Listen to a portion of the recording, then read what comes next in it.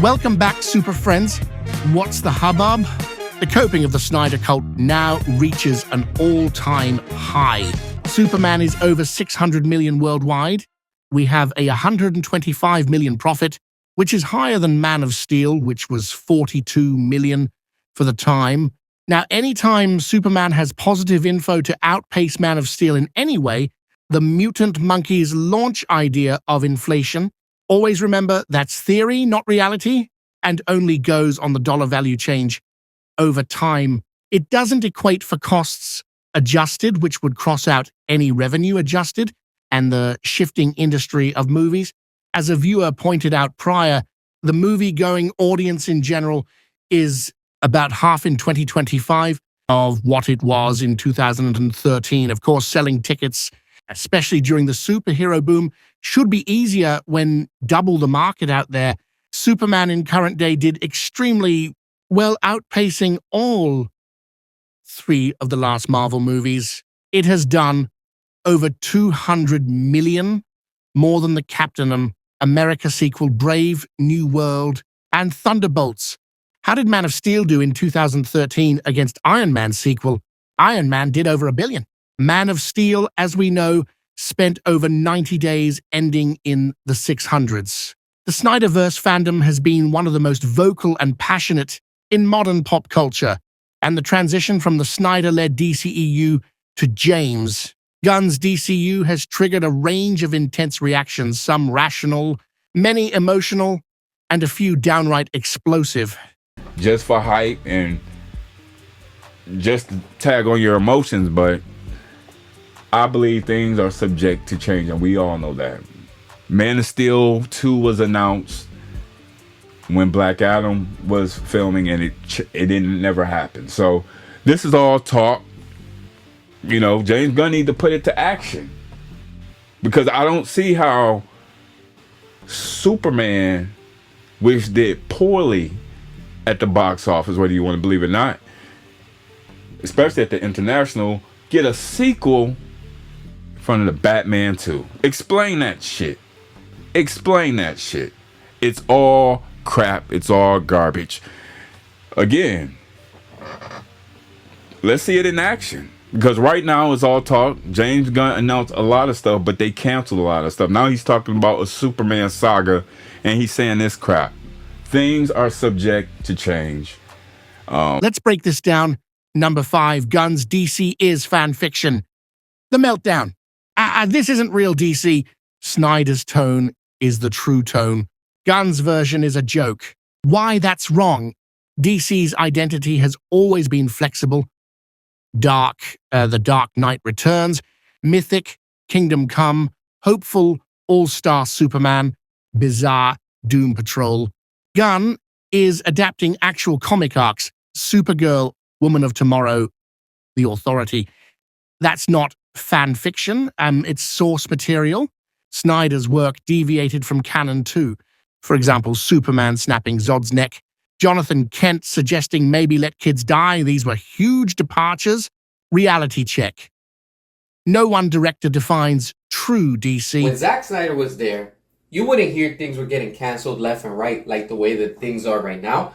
Things were in a better condition back then. You clowns want to go ahead and keep on denying it, accept the fact. James Gunn is not a savior. James Gunn is the wrong person to be at WB, and especially the CEO of DC Studios. It makes no sense, because everything that he's putting out is slop upon slop, and it will continue to flop. That's it. That's what James Gunn brings, and he delivers. All he knows how to put out is just generic, basic content, and that's what he's putting out with all these movies.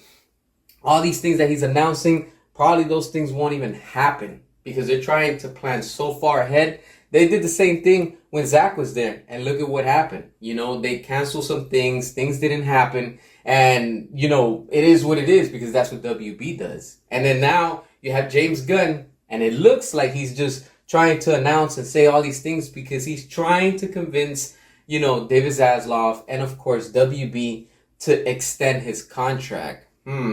Snyder had his turn, and now it's Gunn's. That's how comic universes work.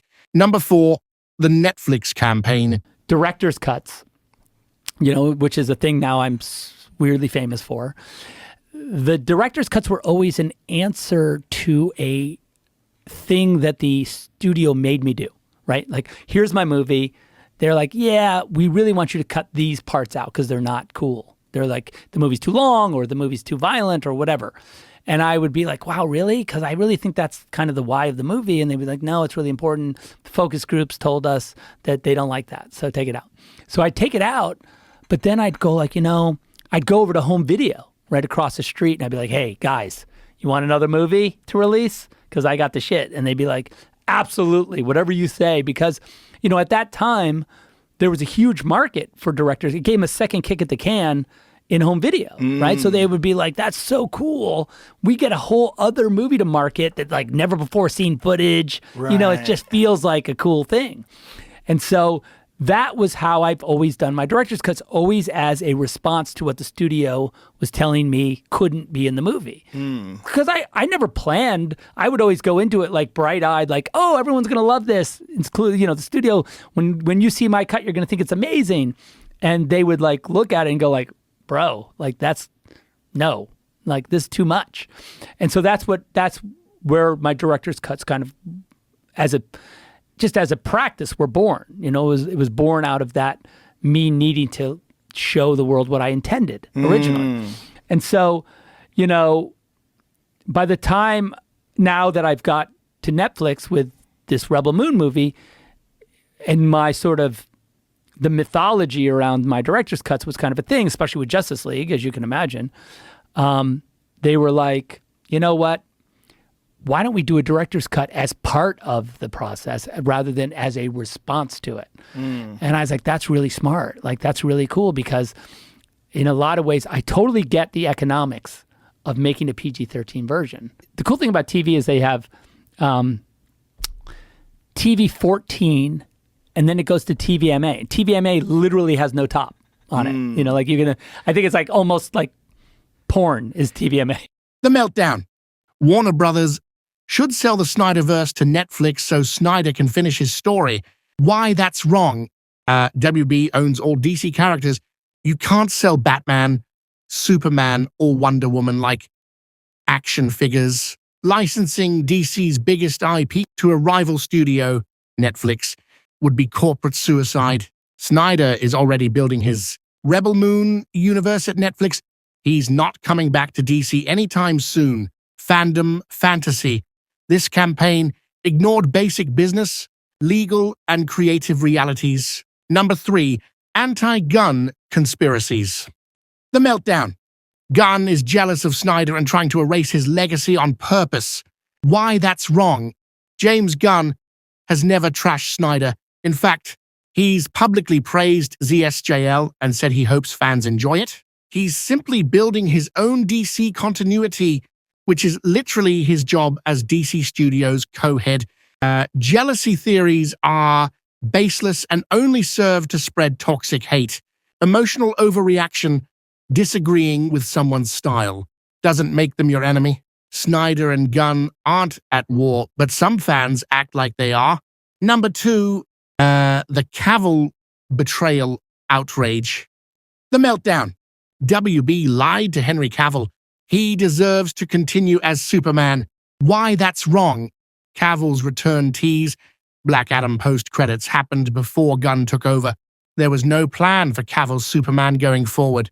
It was a PR stunt by Dwayne Johnson to hype Black Adam. When Gunn rebooted DC, he needed a new actor for a younger. Earlier, in his journey Superman, Cavill didn't fit that direction. Sucks, yes. Conspiracy? No. Cavill wasn't betrayed. He was caught in the crossfire of a full franchise reset, and handled it better than many fans did. Number 1, the hashtags of fire and boycott James Gunn. The Meltdown. James Gunn destroyed DC. Fire him. Boycott his Superman movie. Why that's wrong. Gunn didn't destroy anything. He took over a collapsing universe. Flash, Shazam 2, and Black Adam all bombed. Zack Snyder's Justice League was already a conclusion, not a launch pad. WB had moved on long before Gunn stepped in. The boycott hurts the future of Superman. not just Gunn. If you love the character, supporting good news stories should matter more than revenge. Most irrational of all, wanting Gunn fired for not continuing something the studio already ended. That's fandom entitlement, not logical criticism. Why restoring the SnyderVerse is now impossible? Here's a recap of why it's over, regardless of online noise. 1. Gunn's full reboot is happening. The DCU is starting fresh with Superman 2025 and a whole new continuity. 2. Snyder has moved on. He's busy with Netflix with a Rebel Moon, Twilight of the Gods, and has shown no signs of wanting to return. 3. The original cast is gone. Affleck's out. Cavill's out. Ray Fisher cut ties. Ezra Miller won't be back for DCEU. Failed at the box office. Justice League. Black Adam and The Flash lost WB money. Industry and audience trends have shifted. There's more demand now for emotional depth and character-driven storytelling, not just gritty epics. Final thoughts. Fandom passion is great, but fandom entitlement is not. The SnyderVerse had its run, it ended. Demanding its return while attacking new creators only alienates broader audiences and hurts the brand you say you love. As always, look up, not back. No, SnyderVerse, no problem. I know you all aren't exactly enthusiastic about this mission. I didn't realize I had a choice. You said you wanted me to be a hero. Not like that. With a joy that's hard to hide. Until we find out the truth of what's going on here. We're supposed to be on the same damn team.